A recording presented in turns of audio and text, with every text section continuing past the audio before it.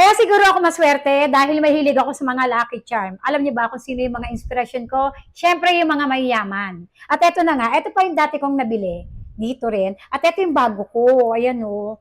Ito yung God of Wealth keychain. Meron siyang 4 clover leaves. Ayan. Meron siyang para sa ating peace of mind. Ito. Meron siyang black mantra. At etong limang to. Ito yung God of Wealth na 5 piraso na siya. O, diba? Alam nyo nga, yun nga, balikan natin, no? Naisip ko kasi, bakit yung mga mayayaman, mahilig din sila sa mga lucky charms. Kung napansin nyo, di ba, ang dami nila mga bracelet na lucky charms, may mga pan-display sila sa bahay na may mga lucky charms. Sabi ko nga, sila nga mayaman na. Di ba, mahilig pa rin sila sa mga ganon.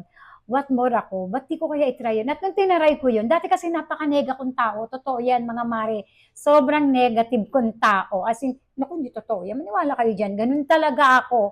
As in, grabe. Isa lang yung tao na nagpabago sa akin na napanood ko, sa ibang bansa pa yun, nasabi niya kung ano yung iniisip mo, English syempre, sa ibang bansa, ayun yung mangyayari sa'yo. Dahil nga nega akong tao, yung iniisip ko yun, ay pangit, di ba? So, pangit din yung nagiging pasok sa akin. Simula nung talaga sabi ko, bakit di ko itry? So, ayun na nga.